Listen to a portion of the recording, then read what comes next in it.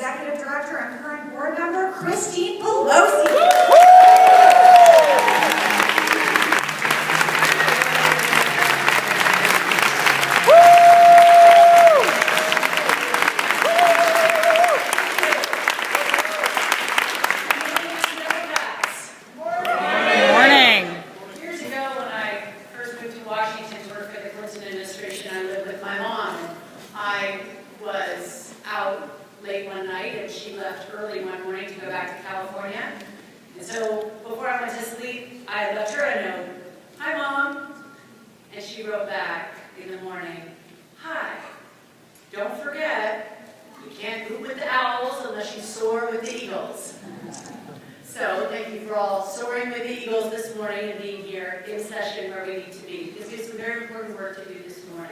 You have on your chairs your 7-point campaign boot camp 2.0 message from me, and we'll talk about that in depth about veterans outreach at 1 o'clock when we do that session. But I also wanted to touch on some of those themes here this morning when we talk about our call to service as Democrats, and your call to service in particular as members of the Young Democrats of America.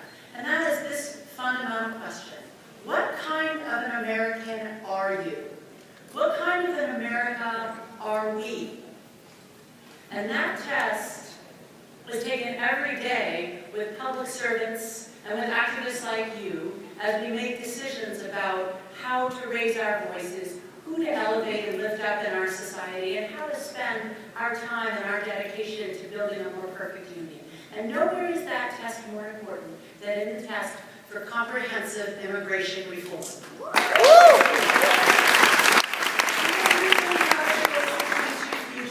Either we understand that we are an America of immigrants. We are an America where all but the earliest first Americans came here from somewhere, whether they came on the Mayflower or on a slave ship, whether they came through Ellis Island or Angel Island, whether they came generations ago or just this week. Americans have a stake in our country and in our future. And we, as Democrats, have to believe that when it comes to embracing our humanity and to embracing our fellow and our sister immigrants, we are going to settle for nothing less than a full path to citizenship, no second-class citizens, no second-class Americans.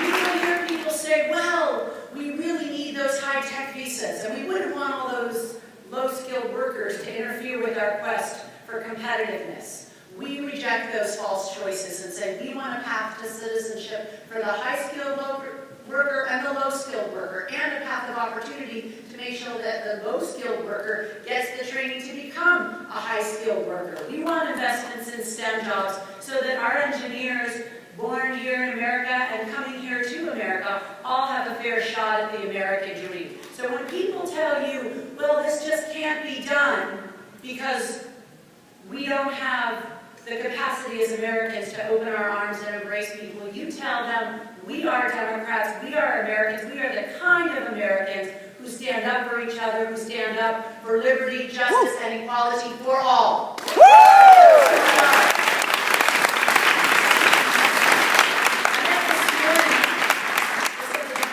Divas at the Cafe in San Antonio. We were serenaded, we sang. I love you, so I won't sing.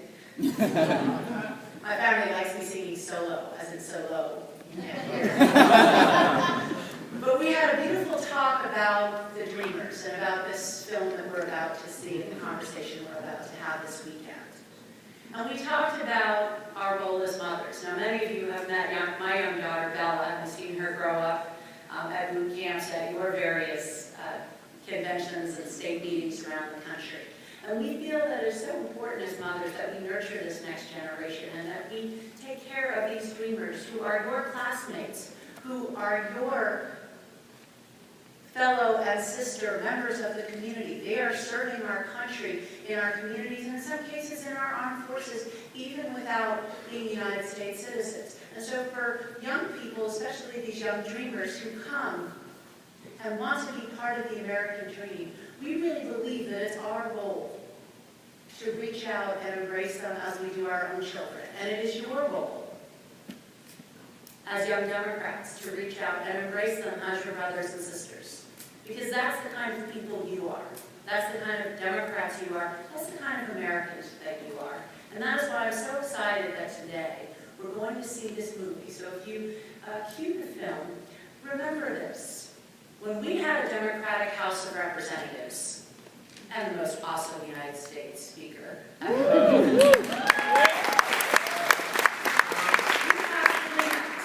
thanks to the work that some of you did, the Democrats passed the DREAM Act. And when it got to the Senate, it actually passed with a majority. It was only the pre-filibuster supermajority requirements of the Republicans that held us back. But there were a few Republicans who were with us then, and there are more Republicans who are with us now. So our job over the coming days and weeks is to go home and to call our members of Congress and to call our senators, because you know what the other side is calling. You could say, oh, Christine, you don't need to go. You remember, she's your mother and she's already passed the DREAM Act. You know what? I need to call my mom, and you need to call your moms, and your moms need to call members of Congress. Why is this important? Why do we need to reach out? Because our supporters need to know that they have help and backup. You've all been staffing the phones. You know what it's like to be on the other end of the phone. When you've had 30 Tea Party calls, wouldn't you like to get one friendly young Democrat in support of the issue? Wouldn't it be important to know that your representatives who are with us know that you have their back? And isn't it important to convince the others that there's another point of view, there's an aperture, there's an opening here, and we can fill it with our advocacy, but only if you get on the phone and make those calls, only if you take to Twitter and Facebook and social media and let your voices be heard. We're going to do that together after the film. But first, please give your attention to this movie. It's called The Dream Is Now, and it traces the story of some young dreamers who are trying to find their way in America, and the coalition, the extraordinary coalition that's being built to help them. And remember, you are the future. You're the hope of our party. And you have a unique opportunity to decide what kind of America you want to live in. You can live in Tea Party America, or you can live in a Democratic America. It is all up to you. And if you want to live in a democratic America, then it's time to realize that we are all dreamers.